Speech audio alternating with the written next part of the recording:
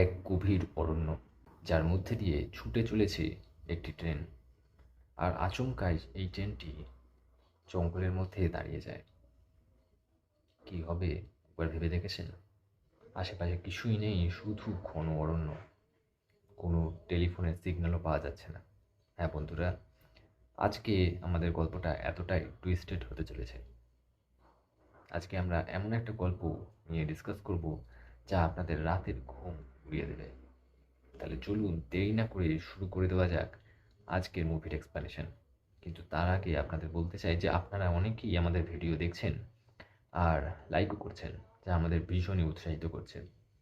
কিন্তু আপনারা সাবস্ক্রাইব করছেন না, তাই অবশ্যই চ্যানেলটি সাবস্ক্রাইব করে নেবেন, যাতে আমরা আরও এই ধরনের কন্টেন্ট আপনাদের কাছে আনতে পারি। তাহলে চলুন দেরি না করে শুরু করে দেওয়া যাক আজকের মুভির এক্সপ্লানেশন। গল্পের শুরুতেই একজন ট্রেন গার্ডকে দেখানো হয়, যার নাম জয়ী। আজকে জয়ী কিন্তু একদমই খুশি নয়, কারণ তার সুপারভাইজার ইচ্ছা করে তাকে এমন একটি প্যাসেঞ্জার ট্রেনের নাইট শিফট দিয়েছে, যা লন্ডন যাচ্ছিল। এটা এক ধরনের ওভারটাইম, তাই জয়ীকে এখন পুরো রাত জেগে থাকতে হবে। এরপর পরের দৃশ্যে সেখানে সেই সুপারভাইজারও আসে, যে তাকে এই ডিউটি দিয়েছিল। কিন্তু জয়ীর প্রমোশন হওয়ার কথা ছিল, তার পরিবর্তে এই সুপারভাইজারের প্রমোশন হয়েছে। আর এই জন্য জয়ী এখন বেশ আপসেট। পরের দৃশ্যে দেখা যায় যে ট্রেন ছেড়ে দিয়েছে, আর এখন যখন জয়ী সবার টিকিট চেক করছিল, তখন সামনে আসে অ্যালেন। এই অ্যালেনকে জয়ী খুবই পছন্দ করে। সে ট্রেনের ট্রি টলিতে কাজ করে। সে জয়ীকে দেখে বলে যে তোমার প্রমোশন থেমে গিয়েছে, এটা শুনে খুবই খারাপ লাগলো। তার এ কথা শুনে জয়ীর খুবই ভালো লাগে। সমস্ত কাজ শেষ হয়ে যাওয়ার পর জয়ী এরপর নিজের কেবিনে চলে যায়, আর সেখানে গিয়ে খানিকক্ষণ বাইরের দিকে তাকিয়ে থাকে। খানিকক্ষণের মধ্যেই ট্রেন লন্ডন পৌঁছে যাবে, এই ভেবে সে খানিকটা ঘুমিয়ে নেয়। কিন্তু ঘুমের মধ্যেই আচমকা একটি ঘটনা ঘটে যায়। কোনো কারণে ইমার্জেন্সি ব্রেক লেগে যাওয়ায় ট্রেনটি আচমকা প্রবল ঝাঁকুনি দিয়ে দাঁড়িয়ে পড়ে, আর এই ঝাঁকুনিতে জয়ীর ঘুম ভেঙে যায়। লোকো পাইলট জানে না কিভাবে এই ইমার্জেন্সি ব্রেক লাগলো।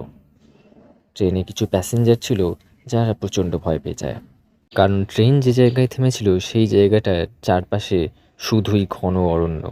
জয়ী সবাইকে শান্ত থাকতে বলে এবং জানায় যে তারা খুব শীঘ্রই লন্ডন পৌঁছে যাবে, চিন্তার কোনো কারণ নেই।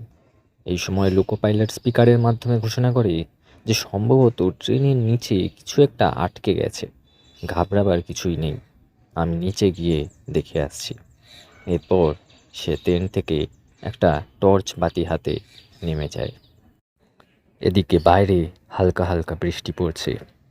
বাইরে শুধুই বৃষ্টির শব্দ আর জোরে ঝিঁঝি পোকা ডাকছে। শুনশান এই অরণ্যে আর চারপাশে কোনো শব্দ নেই।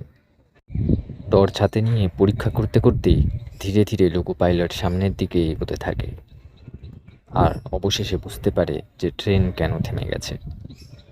তার সামনে ট্রেনের ঠিক চাকার নিচে একটা হরিণ আটকে গেছিল, একটা মৃত হরিণ। এই কারণে ট্রেনটি থেমে যায়। এখন সে হরিণটিকে সরানোর চেষ্টা করে। ঠিক তখনই তার মনে হয় কেউ যেন তার নাম ধরে ডাকছে। সে পিছন ফিরে তাকায়, কিন্তু সেখানে শুধুই ঘন অরণ্য তাকিয়ে রয়েছে, কেউই নেই সেখানে। আবারও লোকো পাইলট হরিণটিকে বের করার চেষ্টা করে, আর তখনই এক আশ্চর্য ঘটনা ঘটে যায়। পিছন থেকে কেউ একটা দৌড়ে এসে তার দিকে ঝাঁপিয়ে পড়ে এবং তাকে হত্যা করে। এটা মানুষ নাকি কোনো জানোয়ার, কিছুই বোঝা যায় না। এইদিকে ট্রেনের ভেতর সমস্ত প্যাসেঞ্জাররা খুবই আতঙ্কিত হয়ে পড়েছিল। তারা জয়ীকে জিজ্ঞাসা করে যে ট্রেন কখন চালু হবে। জয়ী ইঞ্জিন রুমে আসে, আর সেখানে লোকো পাইলটকে দেখতে পায় না, আর তার পাশে দরজাটাও খোলা ছিল। সে বুঝতে পারে লোকো পাইলট হয়তো নিচে নেমে গেছে। জয়ীও টর্চ নিয়ে বাইরেটা ঝুঁকে পরীক্ষা করে দেখে, কিন্তু লোকো পাইলটকে কোথাও দেখতে পায় না। সে আবার ফিরে আসে আর সমস্ত প্যাসেঞ্জারদের জানায় যে লোকো পাইলট নিজের কেবিনে নেই। আর এই কথা শুনে সবাই আরও বেশি আতঙ্কিত হয়ে পড়ে। সবাই জানে যে তাদের সাহায্য করতে কেউই এখন এখানে আসতে পারবে না। বাইরে ঝমঝম করে শুধু বৃষ্টির শব্দ। এড্রিন নামে এক ব্যবসায়ী সেখানে ছিল। সে সবাইকে জানায় যে এই এলাকাটা প্রবল নির্জন, এখানে কোনো মোবাইল সিগন্যাল পাওয়া যাবে না, আর তাই তাদেরকে এখান থেকে হেঁটেই হয়তো কাছের স্টেশনে পৌঁছতে হবে, আর নয়তো অপেক্ষা করতে হবে অনেক ঘন্টা, যতক্ষণ না তারা নিজেরাই বুঝতে পারছে যে এখানে আমরা আটকে রয়েছি। সে আরও বলে যে ট্র্যাক ধরে এগুলি হয়তো কাছের স্টেশনে পৌঁছে যেতে পারবে। তাই সবাই ঠিক করে যে তারা ট্র্যাক ধরে হাঁটতে হাঁটতে কাছের স্টেশনে পৌঁছে যাবে। যদিও জয়ী সবাইকে বাইরে যেতে নিষেধ করে, কারণ যদি সবাই বেরিয়ে যায় তাহলে হয়তো তার চাকরি চলে যেতে পারে। কিন্তু কেউই তার কথা শুনতে চায় না। জয়ীর কাছে আর কোনো উপায় নেই। সে আর অ্যালেন অবশেষে বাধ্য হয়েই যাত্রীদের এই সিদ্ধান্ত মেনে নেয়, আর সবাই ট্রেন থেকে নেমে যায়। জয়ী সবচেয়ে সামনে থাকে, কারণ তার হাতে টর্চ আছে। খুব বেশি দূর এগোনোর আগেই তারা সবাই লোকো পাইলটের ভয়ানক মৃতদেহ দেখতে পায়, আর এতেই সবাই চিৎকার করে ওঠে। এখন সবাই ট্রেনের দরজার দিকে দৌড়ায়। সবাই হুড়মুড় করে একজন একজন করে ট্রেনের ভেতরে ঢুকতে থাকে। কিন্তু একজন বয়স্ক দম্পতি ছিল, তার স্বামী আগে ঢুকে পড়ে। কিন্তু তখন তার স্ত্রী ভেতরে ঢুকছিল, তখনই সেই আশ্চর্য ভয়ানক সেই আর্ধেক মানুষ আর আর্ধেক পশুরূপী ক্রিয়েচারটি সেই মহিলার পায়ে আক্রমণ করে, আর সবাই মিলে তাকে কোনো মতে ভেতরে টেনে আনে। কিন্তু সে এখন ভীষণভাবে জখম হয়ে পড়েছে। ট্রেনের বাইরে আমাদের সেই ক্রিয়েচারটিকে দেখানো হয়, যে নিজের লম্বা নখ দিয়ে ট্রেনের গায়ে আঁচড় কেটে কেটে সামনের দিকে এগোচ্ছিল। আর এই শব্দ শুনে প্রবল আতঙ্কিত হয়ে পড়ে সেই প্যাসেঞ্জাররা। জয়ী এরপর ইঞ্জিন রুমে চলে আসে। সেখানে সে রেডিওতে সাহায্যের জন্য বারবার চিৎকার করে, কিন্তু অপর প্রান্ত থেকে কোনো শব্দ আসে না। এই প্যাসেঞ্জারদের মধ্যে একজন ইঞ্জিনিয়ার ছিল। সে এসে বলে যে ট্রেনের ফুয়েল ট্যাঙ্কে কোনো গন্ডগোল হয়েছে, হয়তো ফুয়েল ট্যাঙ্কটি ফেটে গেছে। তাই যদি কোনো মতে সেটিকে সারানো যেতে পারে তাহলে ট্রেনটাকে আবার চালানো যাবে। কিন্তু এদিকে আবার যাত্রীদের দেখানো হয়, তারা পুরোপুরি বিভ্রান্ত। তারা জানে না ট্রেনের ভিতরে থাকবে নাকি বাইরে যাবে। তাদের বারবার মনে হতে থাকে যে সেই ভয়ানক ক্রিয়েচারটি হয়তো খুব শীঘ্রই সেই ট্রেনের ভেতরে ঢুকে পড়বে। যে বৃদ্ধা মহিলার পায়ে আঘাত করা হয়েছে তিনি বলেন ওই ক্রিয়েচারটি খুবই বিপজ্জনক, তাই আমাদের বাইরে যাওয়াটা ঠিক হবে না, কারণ বাইরে গেলে কেউই বাঁচবে না। তাই তাদের জন্য সবচেয়ে ভালো হলো সাহায্য আসা অবধি ট্রেনের ভেতরই থেকে যাওয়া। প্যাসেঞ্জারদের মধ্যে একটি বাচ্চা মেয়ে ছিল, যে ভীষণই ভয় পাচ্ছিল। তখন তার কাছে এক মহিলা আসে, যার নিজেরও একই বয়সের একটা ছোট্ট মেয়ে রয়েছে, আর তার সবে ডিভোর্স হয়ে গেছে। সে মেয়েটাকে বোঝায় যে তার ভয় পাওয়ার কোনো কারণ নেই, খুব শীঘ্রই তারা এখান থেকে বের হয়ে যাবে। এই বলে সে তাকে আশ্বাস দেয়। কিন্তু তখনই তারা শুনতে পায় ট্রেনের ওপর থেকে সেই ভয়ানক ক্রিয়েচারের আওয়াজ আসছে। অর্থাৎ সেই ক্রিয়েচারটি ট্রেনের উপরে চড়েছে। আর এই শব্দ শুনে সকলে প্রচণ্ড ভয় পেয়ে যায়, আর বাচ্চা মেয়েটি প্রবল ভয় পেয়ে যায়। কিন্তু সেই ডাইভোর্স লেডি, যাকে আমরা এই গল্পে ডাইভোর্স লেডি বলবো কারণ তার নাম মেনশন করা নেই, সে মেয়েটাকে শান্ত করার চেষ্টা করছিল। আর তখনই তার সেলফোনে সিগন্যাল চলে আসে, তার মায়ের কল আসে। আসলে সেই ক্রিয়েচারটি যখন ট্রেনের ওপরে ঘুরছিল তখন তার হাত লেগে পাশের অ্যান্টেনায় লেগে যায়, আর আবার সংযোগ ফিরে আসে। আর এই কারণেই মোবাইলে আবার সিগন্যাল ফিরে এসেছিল। আসলে ট্রেনের অ্যাক্সিডেন্টের কারণে টাওয়ারটি ভেঙে যেতেই সিগন্যাল পাওয়া যাচ্ছিল না। বাচ্চা মেয়েটা জানলার কাছে গিয়ে মায়ের কথা শোনার চেষ্টা করছিল, আর ঠিক তখনই সেই ভয়ানক ক্রিয়েচারটি জানলা ভেঙে সবার সামনে মেয়েটিকে টেনে নিয়ে চলে যায়। আর এই দৃশ্য দেখে সবাই আতঙ্কিত হয়ে ছোটাছুটি করতে শুরু করে। কিন্তু জয়ী কোনো মতে তাদের শান্ত করে বলে যে ট্রেনটাকে ভেতর থেকে পুরোপুরি সিল করে দিতে হবে, এবং আশেপাশে যত অস্ত্র পাওয়া যায় সব নিজেদের কাছে রাখতে হবে, যাতে ক্রিয়েচার আক্রমণ করলে তারা কোনো মতে পাল্টা আক্রমণ করতে পারে। এরপর সবাই মিলে জানলাগুলোকে শক্ত করে জাল দিয়ে সিকিওর করে ফেলে। এই প্যাসেঞ্জারদের মধ্যে একজন ফুটবল প্লেয়ার ছিল। সে মদ্যপ অবস্থায় ছিল। এই অবস্থাতেই সে ওয়াশরুমে যায়, আর বাকিদের থেকে আলাদা হয়ে যায়, আর টয়লেটের দরজা ভেতর থেকে গিয়ে আটকে দেয়। জয়ী তখন তাকে বেরিয়ে আসতে বলে, কিন্তু টয়লেটের দরজাটাও জ্যাম হয়ে গেছিল। আর ঠিক এই সময়ই ক্রিয়েচারটি ছাদ ভেঙে সেই প্লেয়ারটিকে টেনে বের করে নিয়ে যায়। আর এই সমস্ত কিছু জয়ীর চোখের সামনেই হলো। এজন্য সে প্রচণ্ড ভয় পেয়ে দৌড়তে আরম্ভ করে। আর ক্রিয়েচারটিও সেই জায়গা দিয়েই প্রবেশ করে জয়ীর পিছনে ধাওয়া করে।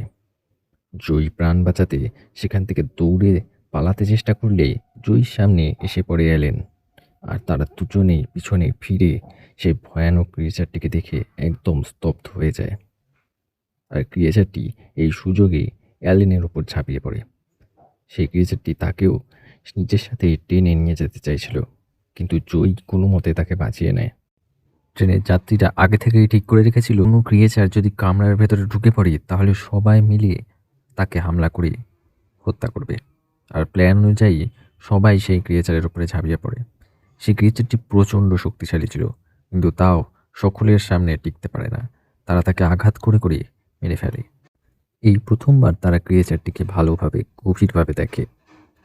ক্রিয়েচারটি আসলে খানিকটা মানুষের মতো দেখতে আর খানিকটা নেকড়ের মতো। তারা বুঝতে পারে এটি আসলে একটি ওয়্যারউলফ। আর পুরো কামরায় নিস্তব্ধতা নেমে আসে। তখন সেই বৃদ্ধ মানুষটি, যার স্ত্রীর পায়ে সেই ওয়্যারউলফটি কামড়েছিল, সে বলতে শুরু করে যে আজ থেকে ঠিক ২৭ বছর আগে ঠিক এইরকমই আর একটা ঘটনা ঘটেছিল। আমি খবরের কাগজে পড়েছিলাম। এই সময় সেটা সবচেয়ে আলোচিত সংবাদ ছিল, যেখানে বলা হয়েছিল যে জঙ্গলের মধ্যে ঠিক এই এলাকাতেই একটি ট্রেন মাঝরাতে থেমে গেছিল। ট্রেনের নিচে কিছু একটা এসে পড়েছিল।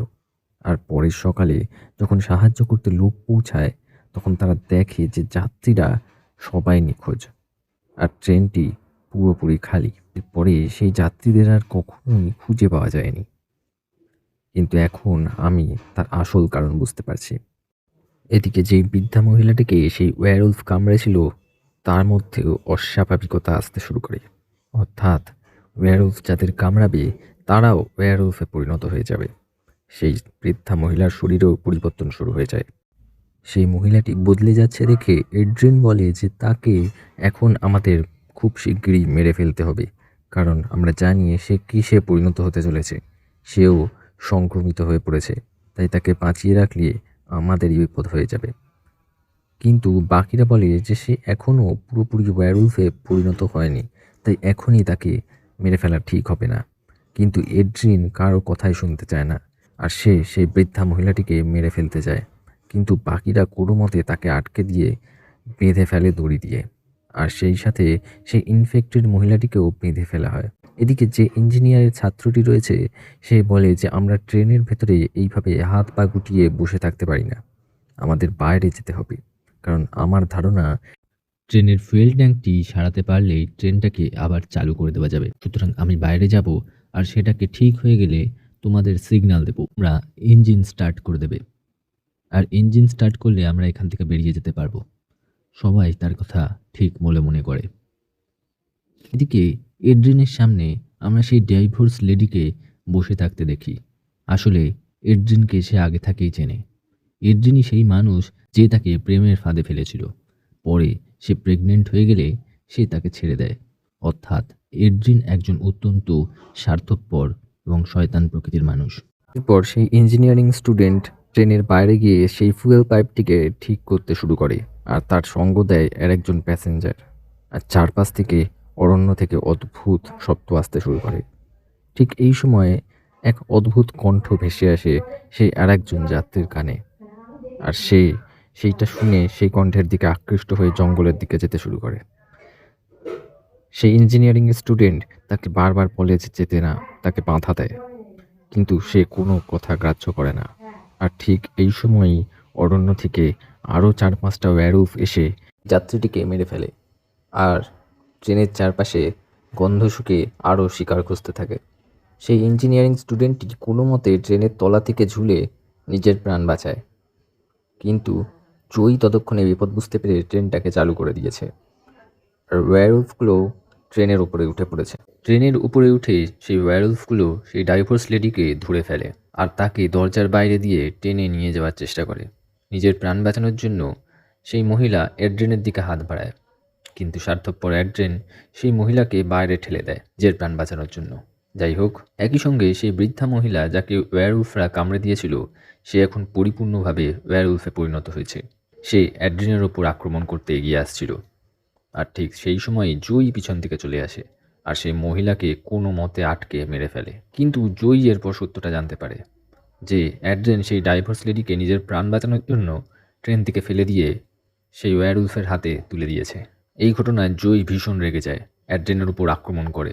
কিন্তু অ্যাড্রিনও কম নয়, সেও জয়ীর ওপর পাল্টা আক্রমণ করে এবং অবশেষে অ্যাড্রিন জয়ী আর অ্যালেনকে একটা বগিতে আটকে রেখে আর একটা বগিতে গিয়ে নিজেকে ভেতর থেকে লক করে দেয়। জয়ী আর অ্যালেন বুঝতে পারে যে খুব শীঘ্রই এই ওয়্যারউলফগুলো এই কামরায় ঢুকে পড়বে, আর ঠিক তাই হয়। সেই ওয়্যারউলফগুলো সেই কামরায় ঢুকে পড়ে, কিন্তু ঠিক তখনই সেই ইঞ্জিনিয়ারিং স্টুডেন্টটা কোনো মতে ট্রেনে চড়ে একটা ওয়্যারউলফের গায়ে আগুন লাগিয়ে দেয়। আর এতে ওয়্যারউলফরা খানিকটা হলেও পিছু হটে, কিন্তু এতে কাজ দেয় না বেশিক্ষণ। স্টুডেন্টটি জয়ী আর অ্যালেনকে বাঁচাতে গিয়ে নিজের প্রাণ হারায়, কারণ তখনই ওয়্যারউলফগুলো সেই স্টুডেন্টটাকেও মেরে ফেলে।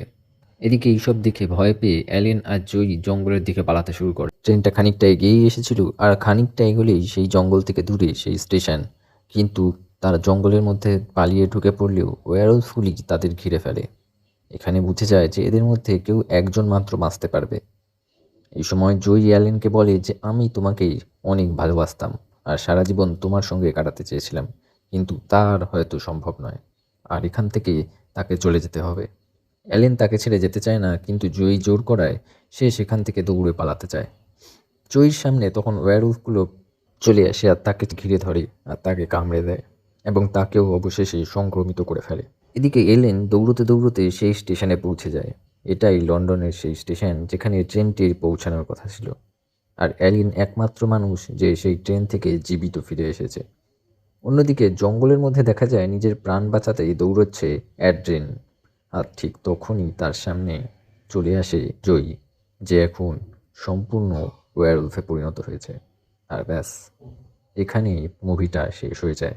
আর এটাই ছিল হাউল মুভির সম্পূর্ণ বাংলা এক্সপ্লেনেশন। আশা করছি ভিডিওটি আপনাদের খুব ভালো লেগেছে। আর যদি ভালো লেগে থাকে তাহলে অবশ্যই চ্যানেলটিকে সাবস্ক্রাইব করবেন। ফিরে আসবেন নতুন গল্প নিয়ে। ততক্ষণ স্টে টিউনড। Good night.